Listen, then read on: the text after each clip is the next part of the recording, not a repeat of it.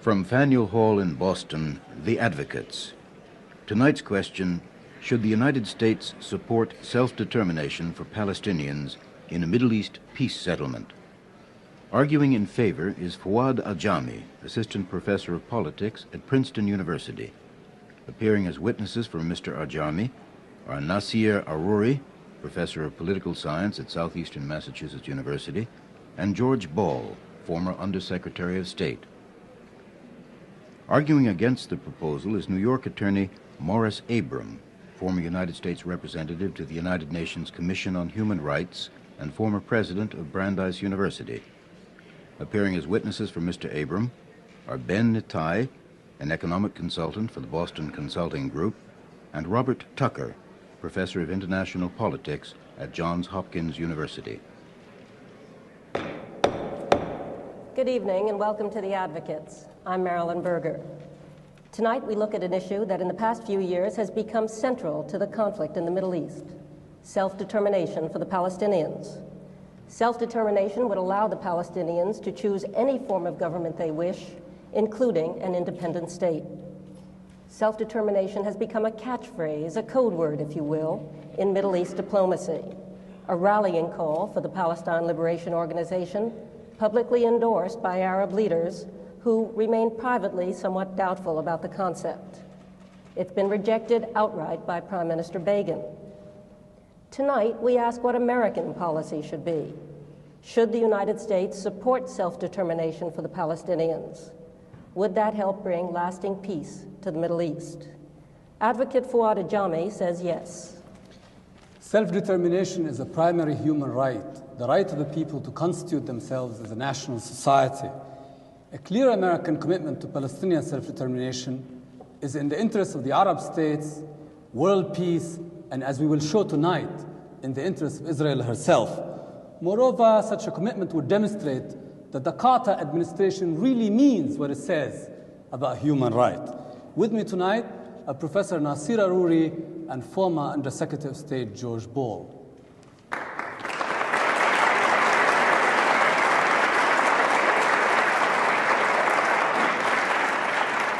Advocate Morris Abram says no.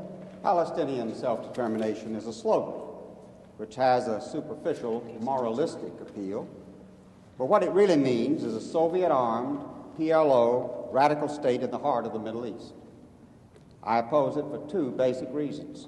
First, it would be unjust in the light of Middle East history. And second, it would be dangerous to Israel, our own country, the United States, and to the peace of the world, for which we all pray. With me tonight to support this proposition are Mr. Benjamin Netanyahu and Professor Robert W. Tucker. Thank you, gentlemen.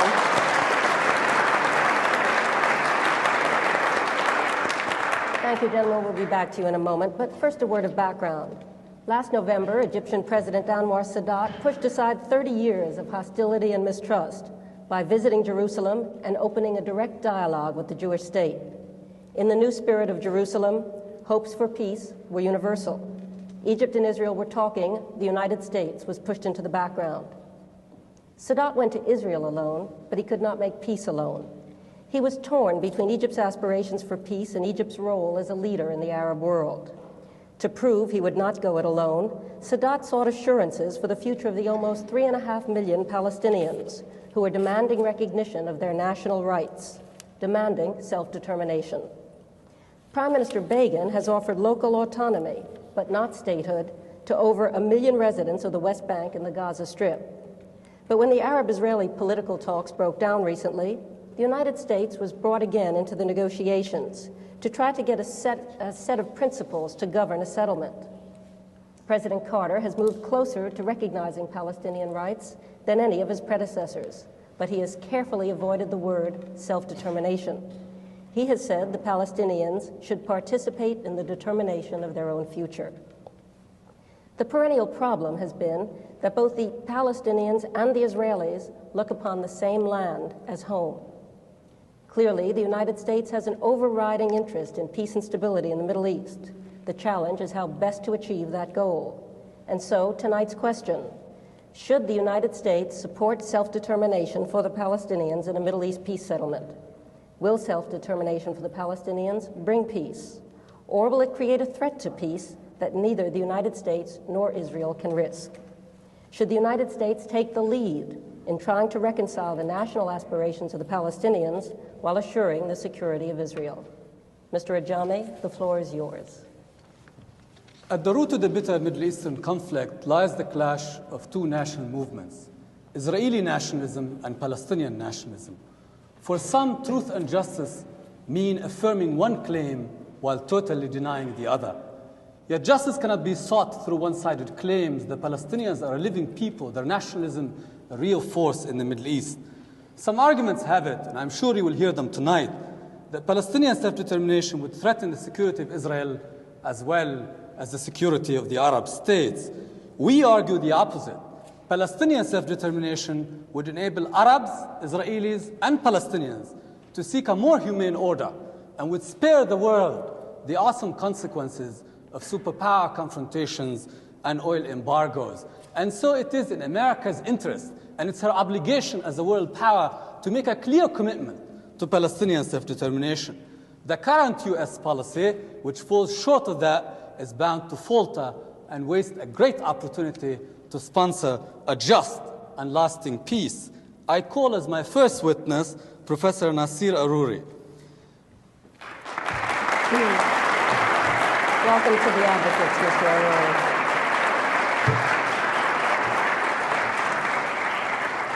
Born in Jerusalem, Professor Aruri now teaches Middle Eastern Studies and Political Science at Southeastern Massachusetts University. And now I would like to begin with a very basic question. Now, a few years ago, Prime Minister Golda Meir said there are no such thing as the Palestinians. How would you, as a Palestinian and as a scholar, establish the basis of Palestinian nationalism? Let me just say, Mr. Ajami, that former Prime Minister Golda Meir, who said that there are no such thing as the Palestinians, is the same one who also stated a few years later that she couldn't sleep at night thinking about how many Palestinian babies were being born. The Palestinian people are the direct descendants of those who lived for 14 centuries in the land of Palestine, stretching from the Mediterranean to the Jordan River. They have lived on that land as the majority, owning most of the land. They have been united in a common struggle against colonialism, against the British mandate, and also against Zionist settlers during the interwar period. It is a cohesive community, it is a highly literate community, and it has remained cohesive despite the legal fragmentation and the physical fragmentation which fell on it in 1948. In 1948, this community has experienced what we call a Nakba, which means a catastrophe. The society was destroyed, and that this society has got to have a chance to reconstruct itself for the sake of peace in the region. Professor Aruri, what does self-determination mean for the Palestinians? Self-determination means having their own state. For the Palestinians, like everybody else, like 150 nations in the world, to have their own state. This is what the Palestinians define themselves as a nation, and also they have waged a struggle during the interwar period for a state, and they have also since 1967, after the Arabs were defeated in the June War, they launched a war of resistance, and they have been seeking a state of their own. Right. Recently, Prime Minister Begin offered a plan for home rule for the Palestinians. What do you think of this particular plan? Does this meet Palestinian aspirations? I don't think that Mr. Begin's plan can be taken seriously by any self-respecting Palestinian, because Mr. Begin's plan is another method to perpetuate the occupation. It is an attempt to give legitimacy to an occupation which has lasted for the past 10 years. It gives the Palestinians a very small voice in their affairs. It is actually a relic of the past. It belongs to a bygone era, and it brings to mind the kind of agreements that were initiated by Britain with Egypt and Jordan in the 1920s. Moreover, the Begin plan leaves defense and public order with the Israelis and relegates the other things to the Palestinians. The Palestinians are able to govern themselves and to rule themselves as an independent people. President Carter now says he wants the Palestinians to participate in determining their own destiny. What does this mean? We'll have to ask for a very, very brief answer, please. President Carter stated not far from here in Clinton, Mass, some time ago, that about a year ago or so, he said that the Palestinians are entitled to a homeland. I think that there has been an ambiguity in the statements that have emanated from the White House, and I think that the President ought to clarify this ambiguity and come forward with the recognition of the right to self-determination. Thank you. After all, there's a global consensus on that. Thank you. Mr. Ajami, we now will go to Mr. Abram for some questions to Mr. Aruri. Mr. Aruri, do you speak for the PLO? No, I don't. Would you agree that what the PLO says is more authoritative for the PLO than your views, which you may very well say and have a right to say to persuade Americans? The PLO has been recognized by the Palestinian people as well as by 105 nations in the world as a spokesman of the Palestinians. Right. And the PLO charter still pledges the destruction of Israel, doesn't it? The PLO charter does it or doesn't it? Well, the PLO, I think that you have to really look the charter, at the. Sir, please. Does the charter pledge the destruction of Israel? No, the charter does not say that we are out to destroy anybody. Does the charter not say that it aims at the elimination of Zionism in Palestine? The charter says that it aims at the elimination of Zionism in Palestine. Right. That's correct. But there's a distinction between the state of Israel and Zionism. It is a Zionist and moreover, state. Mr. Abrams, I think that if you know that in 1974, the Palestine National Council adopted a 10-point program in which it said that it establishes a Palestinian national authority. Now, moreover, last year, it clearly said a state. Do you know Mr. Farouk Kadami is the second man in the PLO? I know of him. All right. He recently said this Zionist ghetto of Israel must be destroyed. Are you aware of that?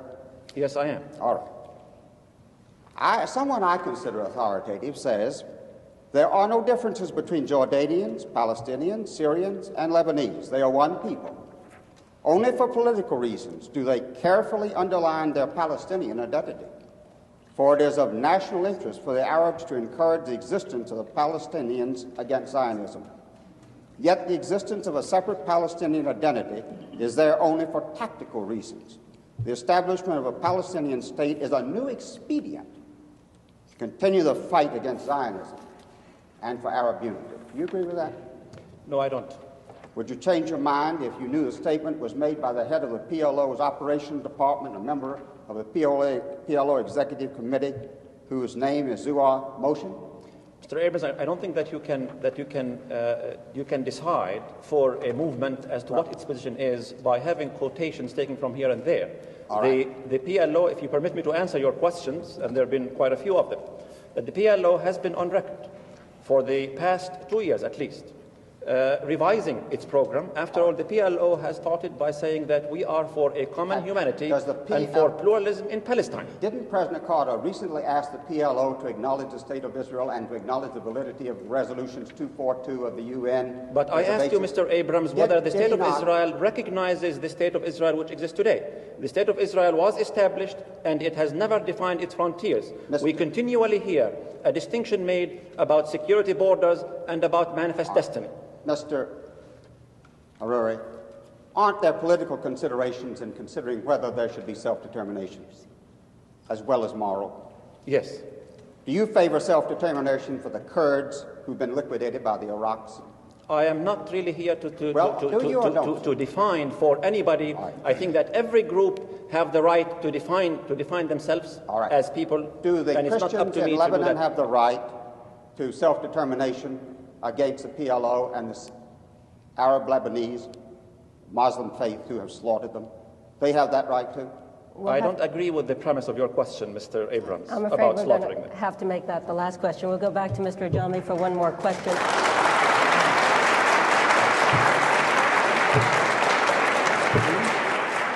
Mr. Ajami, one more question to Mr. Aruri. Professor Aruri, if you were to just, very briefly, just state, what do the Palestinians want at this time? What would you say? And just for the sake of the audience. The Palestinians have stated in 1967 that they want a common humanity and a pluralistic state. However, the Palestinians have realized that in an imperfect world, perfect solutions are not attainable. And therefore, the PLO, as a spokesman of the Palestinian people, have come out very explicitly in 1974 and moreover in 1977, saying that we want a state in Palestine to coexist with the Israeli state. That is their position, Mr. Aruri, as I understand. May I, just for the sake of clarity, Mr. Aruri, when you say a pluralistic state, are you referring to a state in which Palestinians and Jews would live together?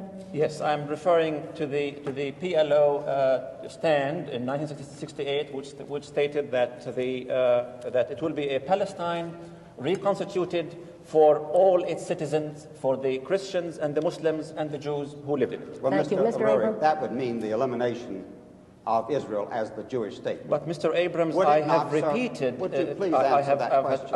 I have twice said that the PLO revised its position and said that we want a state, and then we will enter into a dialogue with the Israeli state, and we will try to convince them, if we can, that a common humanity is better than an exclusive entity. Speaking of a common humanity. Thank you, Mr. Aruri.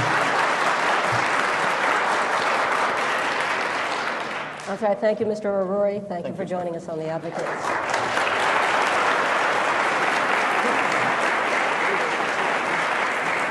Mr. Ajami. Professor Aruri has established the political and moral basis of Palestinian nationalism. To show why the U.S. should stop equivocating and adopt a clearer policy, I now call as my second witness Mr. George Ball. Mr. Ball, welcome to The Advocates. Mr. Ball is a distinguished analyst of international affairs, a former Undersecretary of State, and a former ambassador to the United Nations. Mr. Ball, what are the consequences of more of the same from the U.S. government?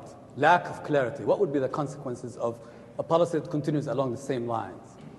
Policy that did not advance the cause of peace, but left the situation in its current stalemate, I think would be disastrous for the simple reason that a continued stalemate means several things. It means, first of all, that no Arab leader again is going to risk his political future in an attempt to bring about peace, as Mr. Sadat has. It means also a progressive radicalization of the Arab world if the Arabs conclude that there's no possibility of achieving their objectives through political means and therefore must resort to a military solution. We are told that a Palestinian state would serve as a base for Soviet influence and Soviet operations in the Arab world. What is your estimation? And no, I see no reason for it at all. The Soviets have been singularly unsuccessful in the Arab world. The reason that the Soviets have a foothold at all in the Arab world is because of the continuance of the Arab-Israeli dispute. And if that dispute is settled, then there's no reason that the Soviets should be brought in to play one side against another. Well, is there anything in the ideology of the PLO, is there anything in the makeup of the PLO or any of the Palestinian leadership which would prevent Soviet influence? See, I think that you're making a great mistake when you talk, as we have been talking so far this evening, solely about the PLO. I'm talking about something else. I'm talking about the American position on the question of self-determination. Now, what position should be, in my view, is this. We should support the principle of self-determination as we support other principles which are established political principles in international law which we've subscribed to for years and years. We should support it, but at the same time, I don't think it can come immediately. The point is that there must be a commitment to the Palestinian people that at some time, after a preparatory period, they will have an opportunity to resort to the process of self-determination. No government should come into power, however, unless it's prepared to take commitments to protect the integrity of its neighbors. And I would suggest also a substantial period of demilitarization, which should be accepted also. What about the argument that the Palestinian state would give nationalism and a state to terrorists? Well, terrorism, as Mr. Berger should know very well, is a product of military occupation. Terrorism always is a response to military occupation. Again and again, in France, in Israel, in Palestine, when it was under the mandate, the British mandate, Mr. Berger knows very well what that means. I don't accept the fact that terrorism is something, a continuing characteristic of these people. It's a response they have to a state of military occupation.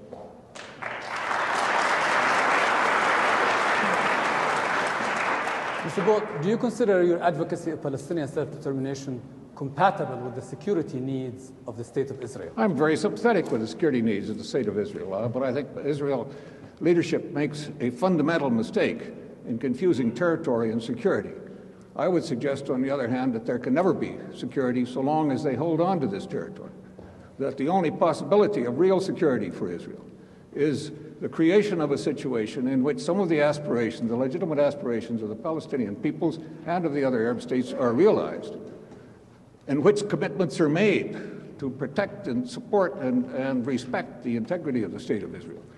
With peace, you can have security. You can't have security as long as you have a military occupation, which has already gone on for a decade, and which I think is offensive to international law and to the morality which we ourselves have subscribed to. And what disturbs me is that the United States is in position, and has been for 10 years, of subsidizing a military occupation, which, frankly, I find against our principles. Thank you. Thank you. We'll go to Mr. Abram now for some questions to Mr. Ball.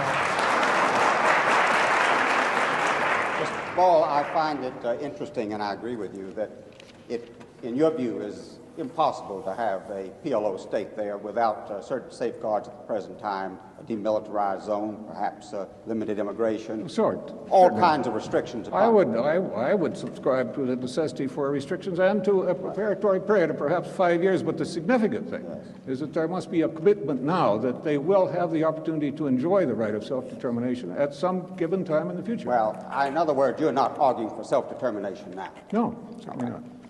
That waiting period, I am arguing for the commitment. Yes, but the waiting period of demilitarization and so forth, you feel is necessary, I gather, because of the necessity for the security of the State of Israel. Yes, I think so, and I think it also to give the Palestinian peoples the right to prepare the kind of political institutions which are necessary for them effectively to utilize the right of self-determination. Now, during that period, there should be some kind of a neutral administration. UN force or... UN force, some kind of neutral administration. Well, there are many formulae for it. If you were an Israeli, how would you feel about the security from a UN force? Didn't 6 Arab armies invade Israel in 1948 after the UN resolution? They didn't invade Israel. Israel's never been invaded. That's all right, not the you problem. say that? No, well, the wars have always been fought on somebody's territory other than Israel. Did the UN try to prevent the closing of the Straits of Tiran in 1967? No, but again, I'm talking about a non-revocable. All right. These were non-revocable too. Not in terms, no. They were interpreted by the Secretary General, as you recall, that the Egyptians could opt for the withdrawal and they could do nothing. It was a bad drafting of the resolution. Mr. Ball, I remember the armistice terms, which guaranteed me as an American citizen, all the Jews in Israel, the right to go to their holy places and to go to their Hebrew University on Mount Scopus. They couldn't do that even, could they? You know. Isn't that true, Mr. Ball? Let me suggest this to you, that you're talking about something which is not what I'm talking about. I am talking about a neutral administration with all of the safeguards put around it, which would make it effective administration. This means demilitarized zones. This means that the United States takes an active role in this. Would you like to see the United States actively involved in the Middle East like it was in Vietnam, which you argued so No, it's not against? like it was in Vietnam. No, look, I mean, this is a very different thing. We were engaged there and not in a peacekeeping operation at all. What we're talking about is that we need a neutral administration which can assure that the boundaries are respected during this period. Like they assured that Israel should have the right, as guaranteed, to go through the Suez Canal, which it never got. Is that right? I'm talking about the United States taking an active role in this, and I can assure you that... Should we put our troops there if necessary? If necessary, we've already got some kind of observers in the Sinai, as and you we should recall. put troops there. We should be willing to put troops there if necessary. I think that we should find the formula that permits an effective neutral administration during this time. Let me say that I think that the Israeli fears are greatly exaggerated. Well, and I think also that we're talking about demilitarization in any event during this period and for an indefinite period after that. Mr. Ball, if it required American troops, which Israel has never asked for, to enforce Israel's security during this 5-year period or whatnot, you would put them there, I assume. I would do whatever is necessary to bring about an effective neutral administration. Well, that would really and I don't involve... think we should shy away from it, and the reason Israel has never asked for that kind of protection is because they don't want an American interference in their foreign policy, which I can understand. But this is something else again. It's just it's good. It's a point of view. Now, you said terrorism is a manifestation or a byproduct of military occupation. Certainly. I want to ask you this. I have been to Israel many times, and I was there during the period from 48 to 67 when there were acts of terrorism committed all over the land by the PLO directed or inspired Faneuil. Mr. Abram, we're going to have to make this very short. And they weren't, at that time, Israel was not holding any land which you say now ought to be subject to self-determination. I think the whole situation is... Isn't that true? Let me say I remind you, there was also the air gun at that time. All right, not at that time. Well, during the British mandate. Mr. Ajami, one more question to Mr. Ball. Mr. Ball, do you think it's morally and politically right for the U.S. to subsidize an Israeli occupation to the tune of over $2 billion a year? I think it raises very real questions for the American people, and I think you actually have phrased the problem properly. When you say, what should American foreign policy be? I'm not talking about imposing a settlement. I'm talking about what should we do? And I don't think we're in a position where we can give a blank check to anyone. If we're going to provide a subsidy, then we should be quite clear that it's going to result in peace and not in a protracted stalemate, which can only be disastrous in the long run. Thank you, Mr. Ajami. One more question for Mr. Ball, if Palestinian self-determination is, as you sincerely believe, the crux of peace in the Middle East, could you tell this audience why, when the Arabs controlled the West Bank from 48 to 67, they didn't establish a Palestinian self-determined state? You know, I'm not defending the Arabs. I'm not here for that purpose. I'm here to talk about American foreign policy. I'm saying that in this situation, I see no reason for denying self-determination to one people and granting it to another. Would you favor Mr. Abram, only one question. I'm sorry. Thank you. Mr. Ball, thank you for joining us on the Advocacy.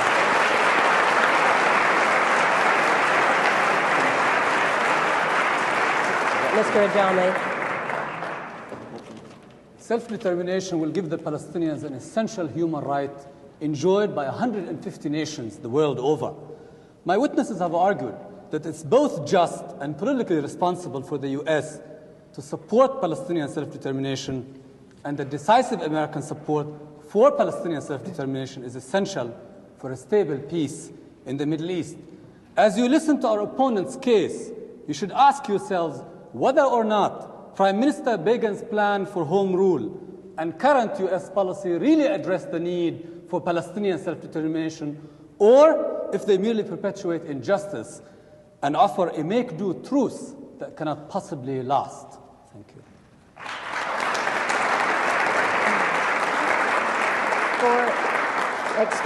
For those of you who may have joined us late, Mr. Ajami and his two witnesses have presented the case in favor of tonight's question: should the United States support self-determination for the Palestinians in a Middle East peace settlement? And now for the case against. Mr. Abram, the floor is yours. I'm not here to oppose self-determination in the abstract. I do oppose so-called Palestinian self-determination for two very basic reasons. Morally, it is a contrived issue cooked up since 1967. Politically, it is a threat to peace. The Arabs had absolute control over the West Bank for the 20 years, from 1920 to 1967. Now, did you ever hear a word about self-determination during those 20 years?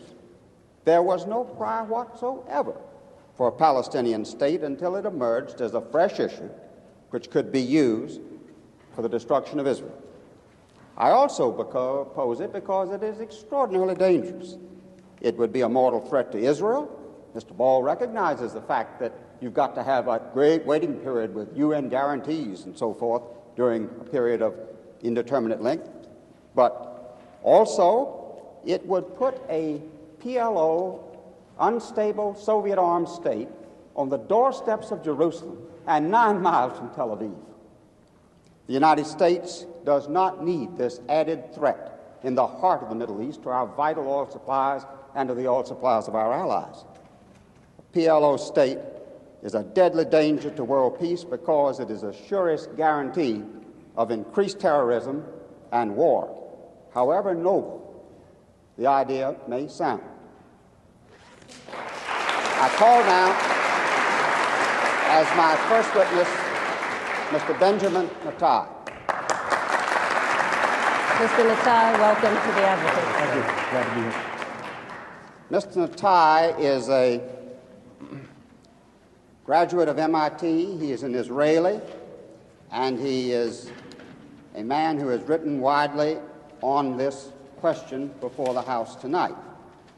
Mr. Nitay, is the issue of self-determination the core of the conflict in the Middle East? No, I don't believe it is.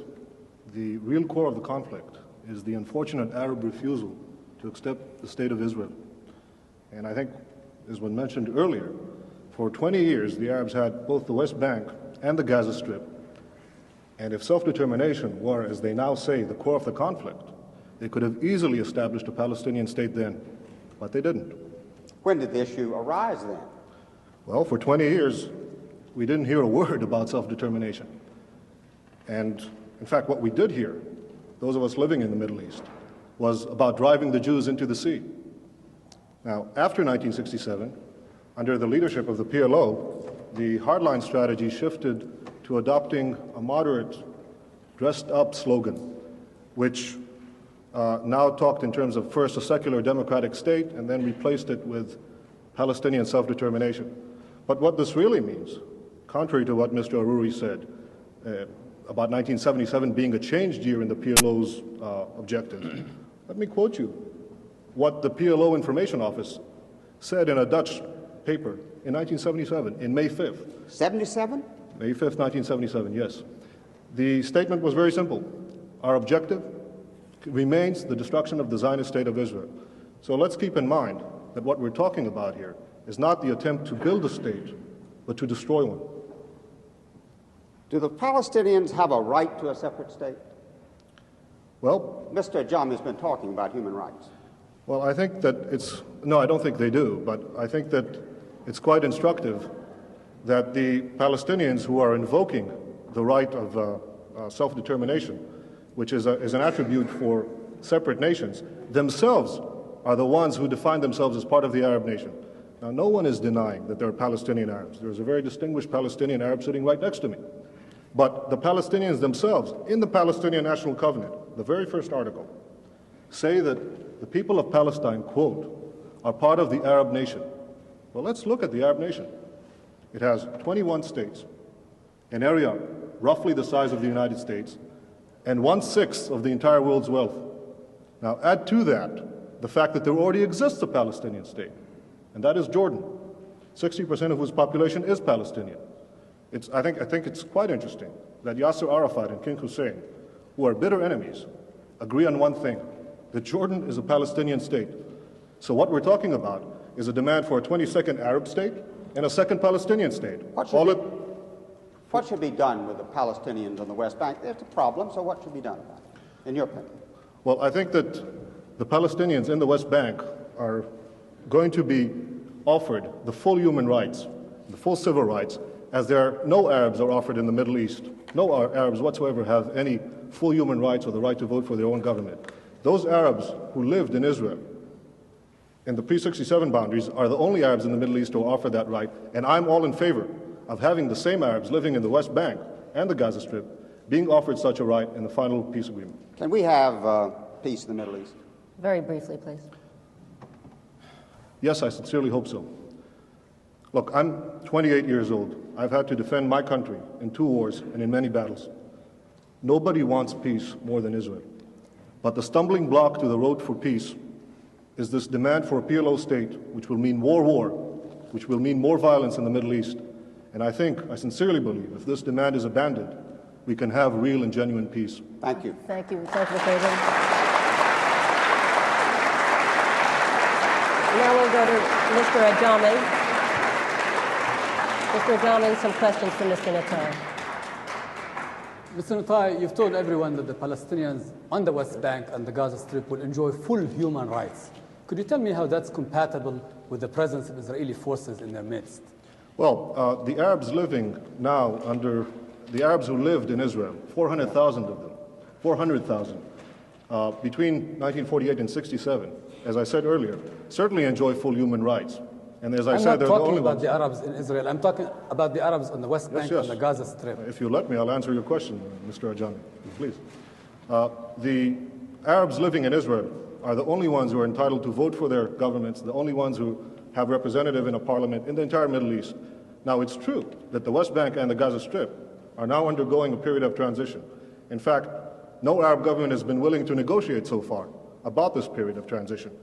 And I think that when this transition, when negotiation period is ended, there is no reason why under either Jordanian citizenship or Israeli citizenship, these Arabs will not have the full human rights, the right to vote for their representatives, as the Arabs in Israel do, as hopefully all the Arabs in the Middle East will do someday. Mr. Nitay, does the state of Israel itself accept that the people on the West Bank and the Gaza Strip have the right to vote on whatever future they choose? Well, Mr. Ajami, I just outlined that in the event that this negotiation process will continue, I'm sure that what we're talking about is in fact eventual citizenship of some kind, either Jordanian or Israeli or in any other arrangement in which these people will certainly vote.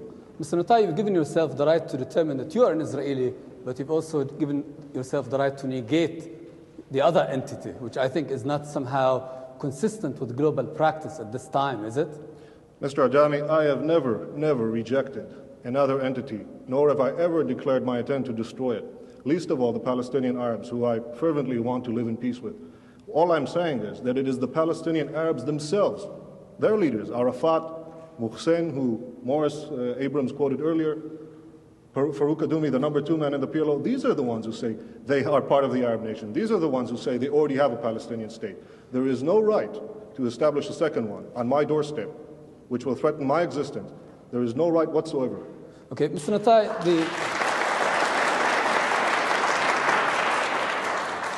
you seem like a very patriotic Israeli. Does not the fact of Israeli dependence upon the U.S.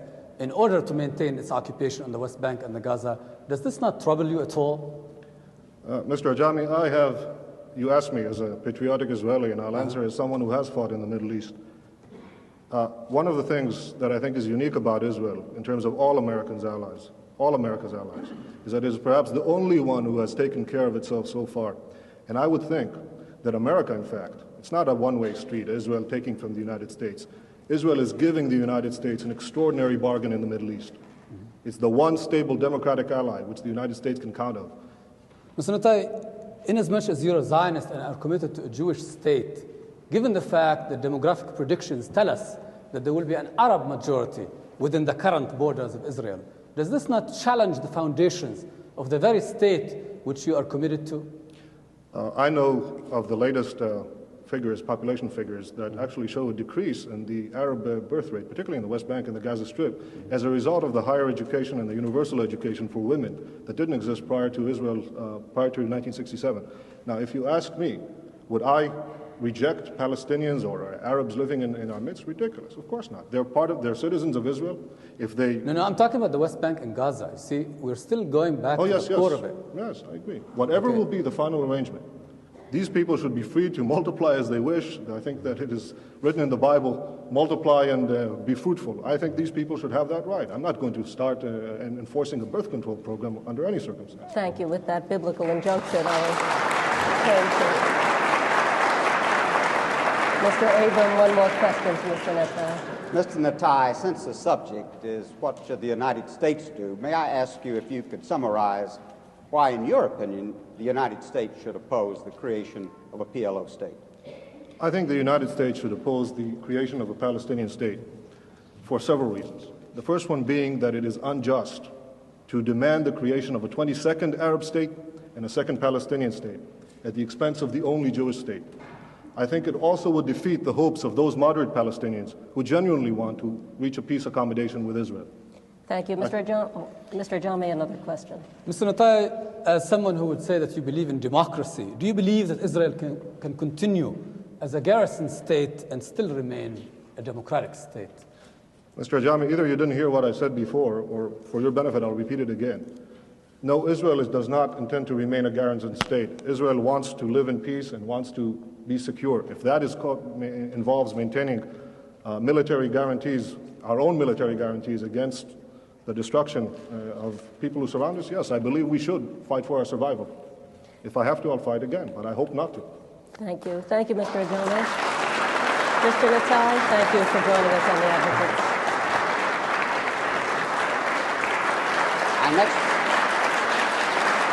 Our next call, as my next witness, Professor Robert W. Tucker.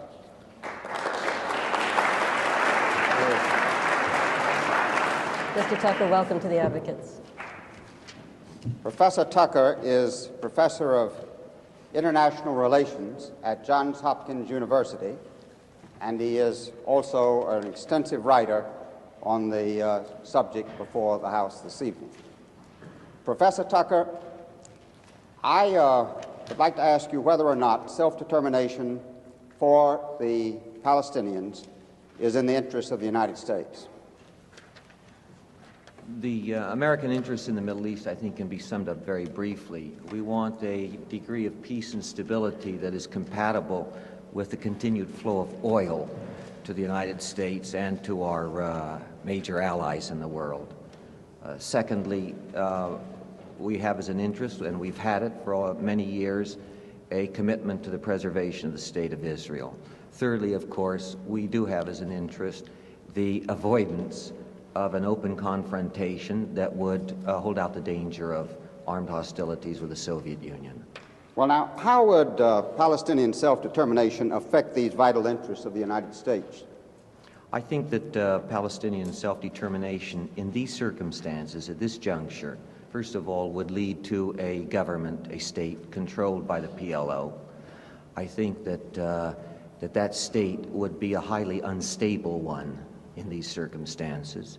I think that it would be a prey to inter-Arab differences, that it would be a lightning rod indeed for Arab rivalries, and that it would be a state with aspirations that would inevitably create conflict in the area, that it would jeopardize, unravel any peace that might be concluded between Egypt, Israel, and Jordan. What should the United States be pushing for in the Middle East? Specifically, would you comment on Mr. Ball's suggestion that we even put troops there if necessary? Well, I think, first of all, that we, and I don't think I have a difference with Mr. Ball on this point, we should be pushing for a peace that holds out the promise of stability, of endurance. The only question is what kind of a peace that would be. It seems to me, I am not predicting or attempting to outline the terms of such a peace, but it does seem to me that it would involve certain things in the Sinai, namely the fact that the Israelis will have to concede the issue in the Sinai. On the West Bank, I do think that it would involve the following. It would involve some sort of statement of principle that it would at least hold out the possibility in the indefinite future of a Palestinian state. I also think that this would that you would have to have a plan that would offer the Palestinians the opportunity for a genuine political evolution, which at the same time, and again for a sustained period, and I mean by that longer than 5 years, for a sustained period would have to answer to Israeli security requirements. Is the Begin Plan a good beginning? The Begin Plan, contrary to what has been said, the Begin Plan is a step in the right direction, but it is only the first step. The Begin Plan would still have to be modified, and modified at many points, in order to persuade the other parties and the world that the Israelis intend a genuine political evolution. What should be the method and the time frame of these negotiations? Well, I think the worst thing that can be done in this context is for the United States to force the pace, to try to accomplish too much and too fast. After all, if you look at the way so many peaces have been concluded in history, it's absurd to take a conflict that's this intractable and think you can have a peace overnight, overnight meaning in a few months. What you're going to have to do is to reconcile yourself to the fact that this is going to take time. It has taken us over a decade to conclude a treaty on the Panama Canal. The Panama Canal is not quite as intractable as the Arab-Israeli conflict. It's about 1,900 miles and not 9 miles away, isn't it? Yes.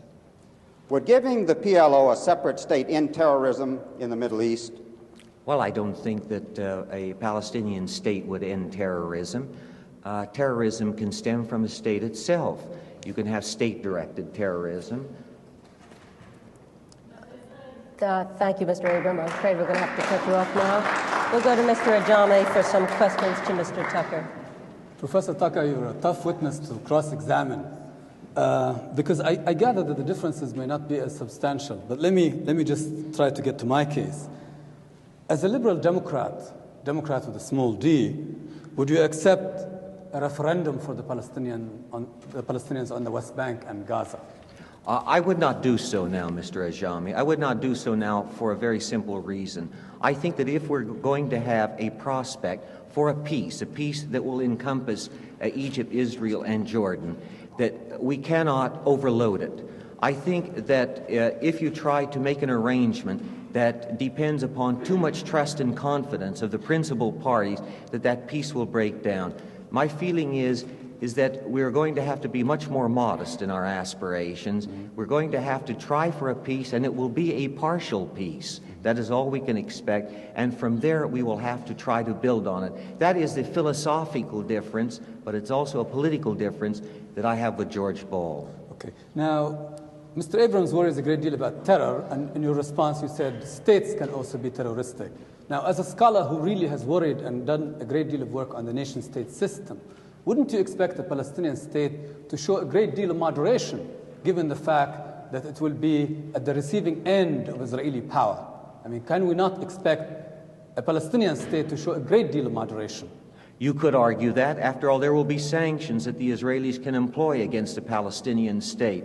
At the same time, the Palestinians will have a power base they did not have before in such a state, and consequently, the Israelis have a very serious reason for being worried at that. You said that a Palestinian state would be a lightning rod for Arab rivalries and Arab influence and whatever other international influences. Can we not depend upon the stubborn resistance and the stubborn nationalism of the Palestinians to make sure that they're not a lightning rod for anyone? Well, stubborn resistance is fine, but it can only go so far. We know that Syria's aspirations in that area, they are historic. It is going to be very difficult to deny them. We also know that in the rivalry between Iraq and Syria, the Palestinians are very likely to be an object of that rivalry. Now, in this interplay that it would involve Iraq, Syria, Saudi Arabia, and Jordan, I don't know what the outcome would be. I don't think anyone knows what the outcome would be.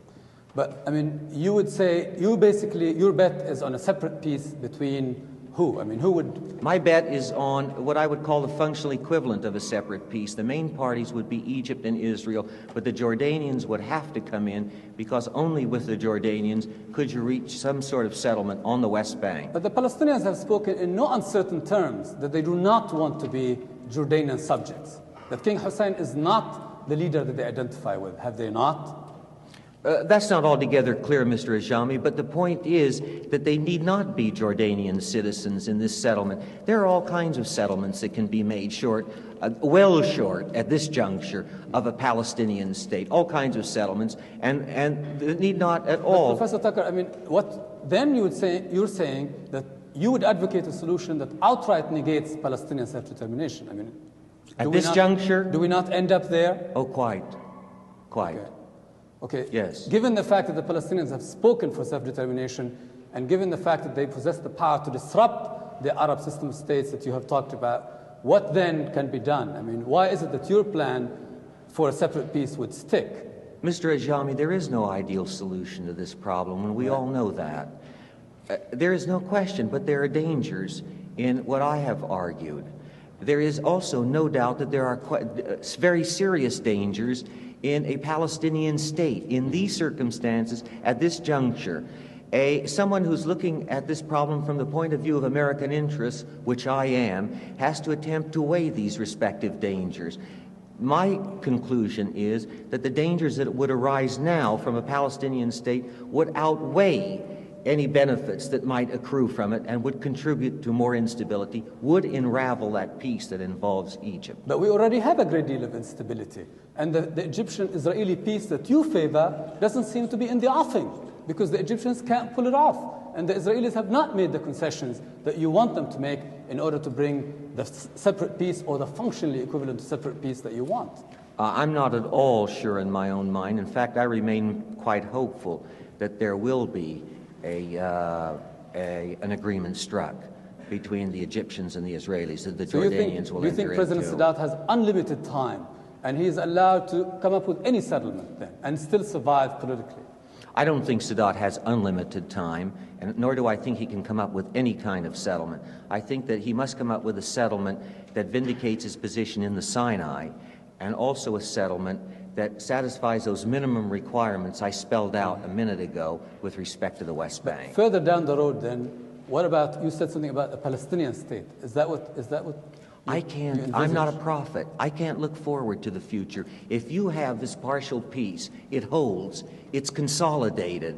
There is the development of a moderate leadership in the West Bank. Who knows what will happen in another decade? All right, thank you, Mr. Ajami. One more question. One more question for Mr. Abram.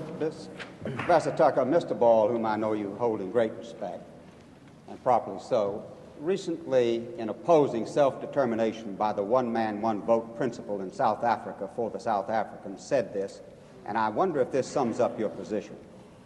Diplomacy, Mr. Ball said, like politics, is the art of the possible. And if we are to use our leverage towards unachievable goals, we will create a mess. George Ball and I agree on very few things, but I think I would agree with that statement. Mr. Ajami, another question. Professor Tucker, I'm an avid reader of everything you've written. Let me quote you. You wrote somewhere, indefinite control of the West Bank will result in an Israel that's neither democratic nor Jewish. Would you identify yourself with that statement? Yes, Mr. Ajami, I do indeed believe that. If the Israelis are to attempt an indefinite control of the West Bank, there will be the result of a state that is neither democratic nor Jewish. Thank you. Thank you, Mr. Ajami. Mr. Tucker, thank you for joining us on The Advocate.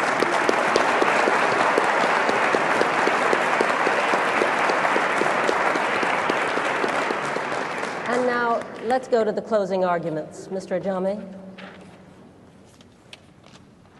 The Israeli presence on the West Bank and Gaza is an alien military occupation. And the Begin plan for home rule is an attempt to give that military occupation a measure of legitimacy. Besides violating the rights of the Palestinians, the status quo does the following things to Israel herself. One, it undermines her claim to being a democratic state. Second, it promises an Arab majority within Israel's current borders over the next 15 years. And third, it turns Israel into a ward of the U.S., for the U.S. must provide the money and the weapons that enable Israel to violate Palestinian rights and defy world opinion. Over the last decade, the U.S. has been ambivalent and willing to bend with the winds, condemning Israeli occupation, but extending the material help that makes it possible. The time has come for the U.S. to recognize that the Middle Eastern peace is elusive so long as the Palestinian quest is not fully recognized.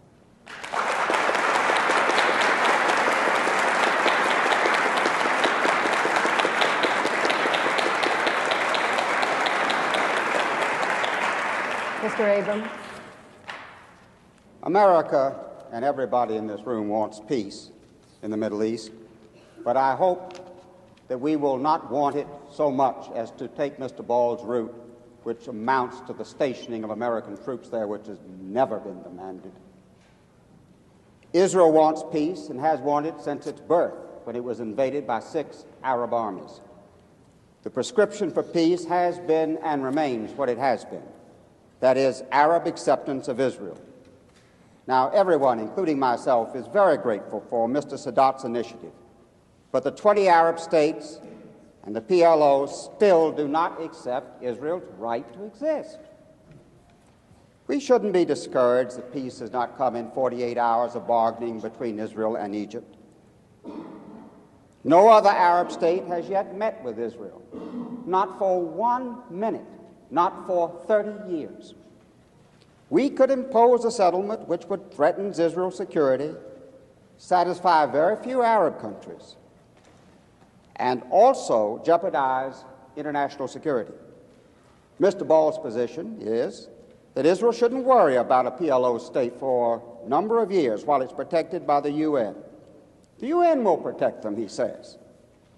Well, Israel has accepted UN guarantees many times to its peril, and the result of which was war. Peace must come. Mr. Abram. But not by establishing a new PLO state whose goal is not to build a state, but to destroy one. Thank you, gentlemen. Thank you. Thank you, gentlemen.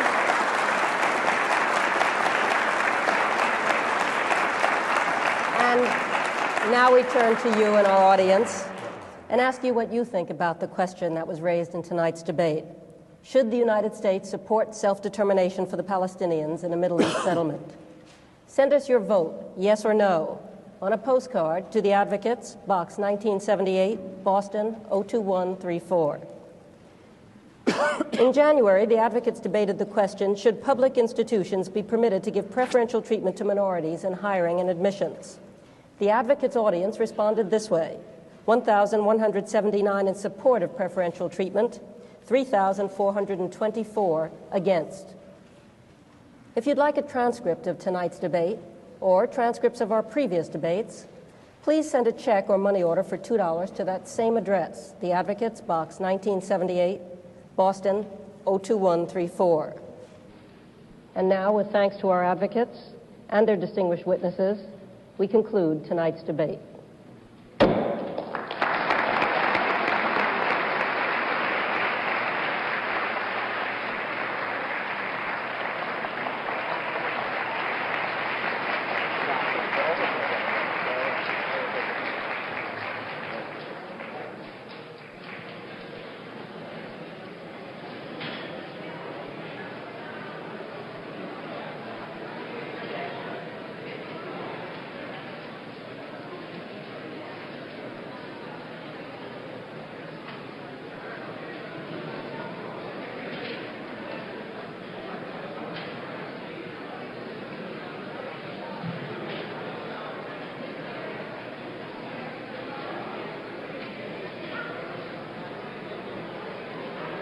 The Advocates is a production of WGBH Boston, which is solely responsible for its contents.